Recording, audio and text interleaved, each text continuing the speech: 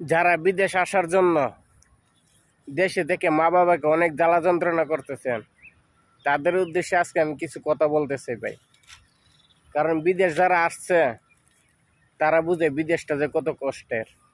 একসময় আমার নিজেরও মনে মনে অনেক বাসনা ছিল, ঠিক আছে, যে বিদেশ যাব, অনেক টাকা ইনকাম করব, সাথে বন্ধুগণ যারা ইনকাম করতেছে তাদের মতো আমিও ইনকাম করব। ভাই আসলে দেশে থেকে আমরা যেটা ভাবি যে বিদেশ আসলে মনে হয় টাকা, এটা ভাই আমাদের ভুল ধারণা, ঠিক আছে। যেমন ধরেন এখন যে আমি একটা জঙ্গলে আছি, সবাই জানেন যে আমি মালয়েশিয়ায় আছি, তো 6 লক্ষ টাকাতে বিদেশ আইসা আজকে আপনাদেরকে কিছু দৃশ্য দেখাবো। দেখেন, এটা কিন্তু একটা জঙ্গল, বিশাল বড় একটা জঙ্গল। এই যে দেখতেছেন ওইটা হচ্ছে আমাদের প্রজেক্ট। তো এখন কিন্তু লাঞ্চের টাইম, দুপুরে খাওয়ার টাইম, তো সবাই খাওয়া দাওয়া করবো। দেখেন প্রজেক্টটা প্রায় মোটামুটি শেষের পথে, কিন্তু এত বড় একটা প্রজেক্ট থাকতেও ওই প্রজেক্টের ভিতরে আমার দুপুরের খাবারটা জায়গা হয় নাই। তো এই জঙ্গলে এসে খাইতে হয়।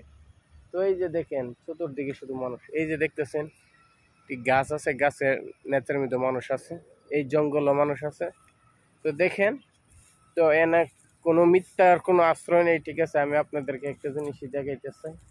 তো ওই জঙ্গলে এসে কিন্তু সবাই আমরা খাওয়া দাওয়া করি, খাওয়া দাওয়ার পরে কিন্তু শরীরটা যখন ক্লান্ত থাকে তখন অনেকে কিন্তু ওই জঙ্গলে ওই কাঠ বিছিয়ে কাঠের উপরে শুয়ে পড়ে, অনেকে খাটন, যে খাটনগুলো আছে ওই কার্টনগুলো এনে কার্টনের উপরে শুয়ে থাকে।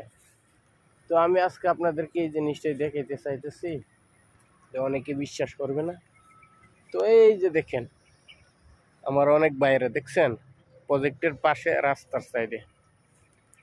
তো আমি বলবো ভাই, যারা বাপের 5 লক্ষ 6 লক্ষ টাকা দিয়ে বিদেশ আসতে চাইতেছেন, আপনারা বিদেশ না এসে ওই টাকাটা দিয়ে দেশে কোনো কিছু করেন। এখন অনেকে বলবে ভাই তা আপনি বিদেশ গেছেন কেন? এই যে দেখেন ভাই জঙ্গলের মাঝখানে কিন্তু এই যে দেখেন, এই যে আমার হাতের বরাবর দেখতেছেন ওইখানে কিন্তু মানুষ শুয়ে আছে। তো ওই জঙ্গলের মাঝখানে শুয়ে আছে, মানে যে যেখানে পারে শুয়ে আছে। তো এখন অনেকে বলবে যে ভাই আপনি এত সুন্দর উপদেশ দিতেছেন, তো আপনি গেছেন কেন?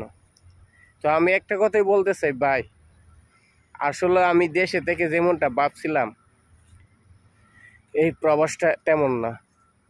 এখন আমি আইসা পাইসা গেছি ভাই, বুঝতে পারছেন। আর অনেক মধ্যবিত্ত ফ্যামিলির সন্তানদেরই একটা স্বপ্ন থাকে যে প্রবাসে গিয়ে সে প্রবাসী হবে, তারপরে দেশে টাকা পাঠাবে। ভাই কোনো এক সময় প্রবাসে শান্তি ছিল, কোনো এক সময় প্রবাসে সুখ ছিল, কিন্তু এখন প্রবাসের মানুষও চালাক হয়ে গেছে। তারা বাঙালিদেরকে প্রচুর পরিমাণ কাজ করায়, প্রচুর পরিমাণ কষ্ট করায়, কিন্তু সে কাজ অনুযায়ী কষ্ট অনুযায়ী তাদের যে পারিশ্রমিকটা ওইটা দিতে গেলেও তাদের মনে আঘাত আসে। তো আমি বলবো যে ভাইয়েরা বাড়িতে জ্বালা যন্ত্রণা করেন, মা বাবাকে অনেক টর্চার করেন, ভাই আসলে বুঝতে পারবেন। আমি বলি না যে আপনারা আইসেন না, আসেন, কিন্তু মা বাবাকে টর্চার করে আসবেন না। তো আশা করি বুঝতে পারছেন। তো সবাই ভালো থাকবেন, সুস্থ থাকবেন। আসসালামু আলাইকুম।